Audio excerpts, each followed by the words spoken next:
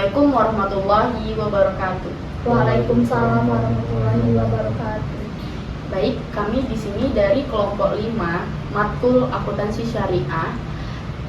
Kami di sini akan membahas materi tentang akad wadiah. Apa itu akad wadiah, jenis-jenis akad wadiah, dan banyak lagi tentang akad wadiah ini.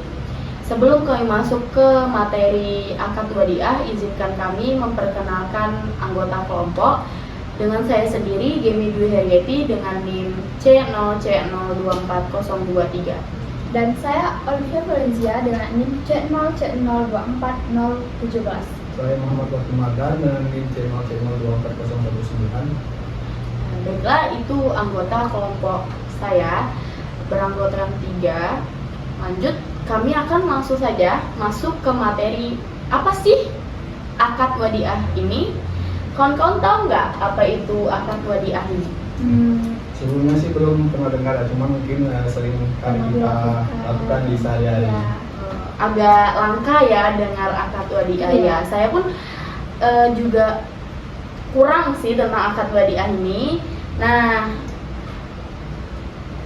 akad wadiah itu ternyata titipan yang merupakan amanah dari salah satu pihak ke pihak yang lain yang harus dijaga dan dikembalikan kepada penitip kapan saja si penitip menghendakinya. Kayak istilahnya kayak kita minjam barang gitu nggak sih? Tahu-tahu, berarti Iya kan? kayak kita pinjam sesuatu, misalnya kayak aku pinjam sesuatu nih ke Patu gitu. Iya.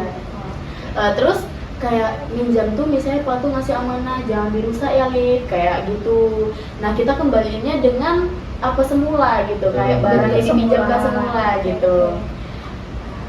Mungkin sering lah kita lakuin sehari-hari ya. Iya. Nah, lanjut, ini kita udah masuk jenis-jenis akad wadiah. Ada yang tahu nggak teman-teman akad wadiah itu jenisnya ada berapa gitu? Apa ya? Kalau nggak salah itu ada 2, tapi lupa ya apa namanya. Ya, ada 2. Yang pertama itu ada wadiayat amanah sama wadiayat damanah. Kira-kira apa ya pengertiannya? Pengertiannya aku juga kurang paham nih, wadiah amanah sama damanah itu apa ya?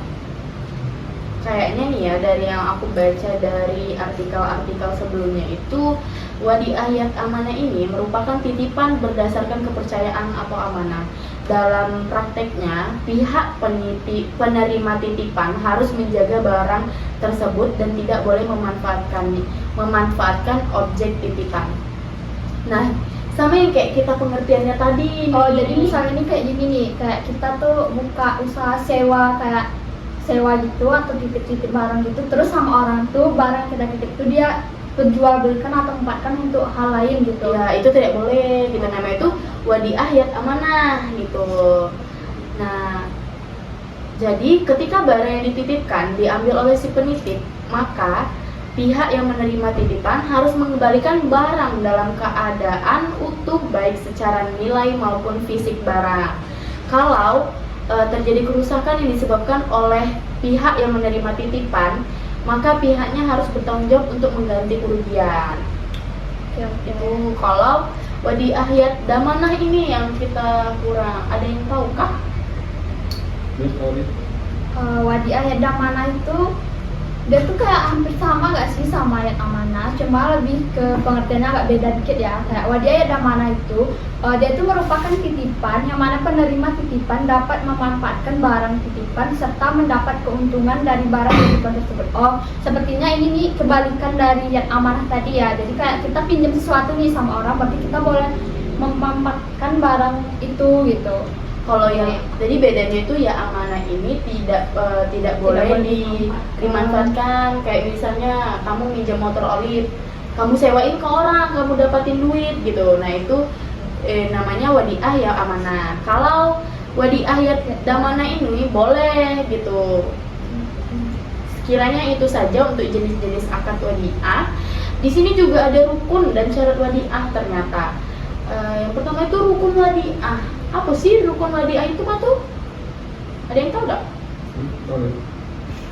Oke, kalau nggak salah rukun wadiah itu dia ada muwaddi yaitu pihak yang menitipkan, kemudian ada mustauda yaitu pihak yang menerima titipan, dan kemudian ada wadiah yaitu barang atau harta yang dititipkan, kemudian ada sigat atau ijab kabul sebagai bukti kesepakatan penitipan harta.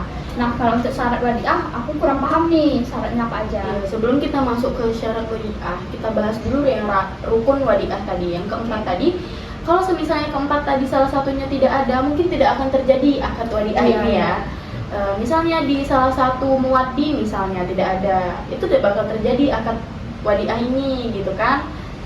Ya juga kalau nggak ada pihak yang menitipkan gimana bakal terjadi gitu kan. Iya, lanjut kita ke syarat wadiah. Tahu nggak Patu?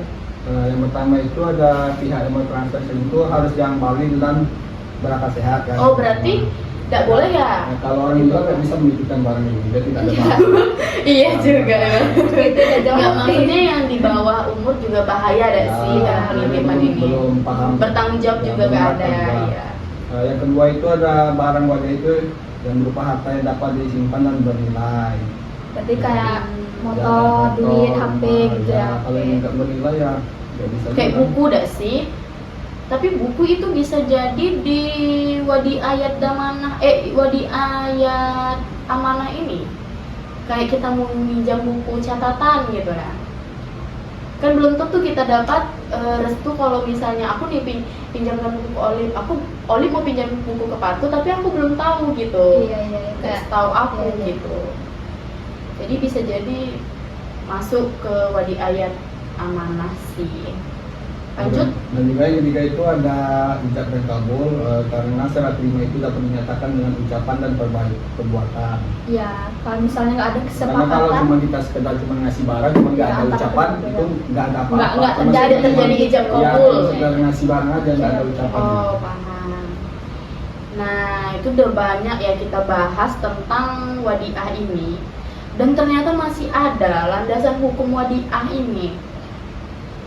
Dari saya baca artikel, landasan hukum wadiah ini ternyata ada dua, dari Al-Quran dan hadis, sesuai ajaran kita. Dan ini nih Al-Quran dan hadis, kamu udah pernah dengar gak apa landasan hukum wadiah yang dari Al-Quran ini? Oleh ini nih ada pengertian dari surah Al-Baqarah ayat 2 ya. Al-Baqarah surat 2 ayat Surat 2 ayat 283. Nah, ini tuh ada kayak pengertiannya tuh, jika kamu dalam perjalanan sedangkan kamu tidak mendapatkan seorang pencatat, hendaklah ada barang jaminan yang dipegang. Akan tetapi, jika sebagian kamu mempercayai sebagian yang lain, hendaklah yang dipercayai itu menunaikan amanatnya atau utangnya. Dan hendaklah dia bertakwa kepada Allah Tuhannya. Janganlah kamu menyembunyikan kesaksian, karena siapa yang menyembunyikannya sesungguhnya hatinya berdosa. Allah Maha mengetahui apa yang kamu kerjakan. ini lebih masuk ke jenis-jenis wadiah ya amanah. Dan amanah. Iya kan? Iya. Karena ini ada sesungguhnya hati yang berdosa ketika kita menyembunyikan kesaksian gitu gak sih? Nah, ini ada hadis. Kalian ada yang tahu nggak sih hadis tentang landasan hukum wadiah ini? Tadi kan udah Al-Quran nih dibacain dengan Olip. Kalau hadis itu apa ya? Saya juga ada baca nih yang mana hadis dari Abu Daud dan Al-Tirmidzi, di mana tunaikanlah amanat itu kepada orang yang memberikan amanat kepadamu dan jangan kamu mengkhianati orang yang mengkhianatimu. Hadis riwayat Abu Daud dan Al-Tirmidzi. Dari sini kita belajar kita harus percaya dan kasih amanat gitu ya. Nah, terakhir ini kayaknya kita ada contoh akad wadiah. Nah, di sini aku ada memberi contoh akad wadiah. Yang pertama itu ada nasabah menitipkan uang di bank BRI, di bank syariah maaf, sebesar 100 juta melalui akad wadiah yad damanah. Kawan-kawan bisa lihat di gambar itu menitipkan uang ke bank. Nah, selanjutnya itu apa ya, Olip? Aku kurang paham deh. Pati tahu nggak? Yang kedua itu. Yang keduanya contohnya kayak gimana? Oh gini, jadi gini ya. Kayak contoh yang kedua itu ada atas jasa yang diberikan oleh bank, nasabah membayar biaya administrasi kepada bank. Jadi Begitu. kayak bank kedua. Lanjut yang ketiga ini patung. Jadi yang ketiga itu ada di mana suatu bank itu mengelola dana nasabah dengan yang disalurkan kepada nasabah lainnya untuk dalam bentuk pembiayaan. Contohnya itu seperti administrasi dan kayak peminjaman itu loh. Nah yang keempat ini bisa jadi ini bisa jadi, aku juga kurang paham. Bisa jadi ini ketika nasabah melakukan penarikan dana, maka bank akan mengembalikan dana kepada nasabah yang menitip bank. Jadi kita tuh kayak penitipan di bank kayak gitu. Tahu. Kayak kita menabung. Berapa yang kita tabung, segitu yang kita ambil lagi, tapi dalam waktu bebas, tidak ditentukan gitu. Nah, kawan-kawan, kayaknya ini aja deh yang kita bahas tentang akad wadiah. Cukup sekian kayaknya yang bisa kami bahas tentang akad wadiah ini. Semoga kawan-kawan bisa memahami tentang materi yang sudah kami paparkan sepanjang tadi. Semoga mudah dipahami. Cukup sekian yang kami paparkan dari kelompok 5. Wabillahi taufik wal hidayah. Wassalamualaikum warahmatullahi wabarakatuh. Waalaikumsalam.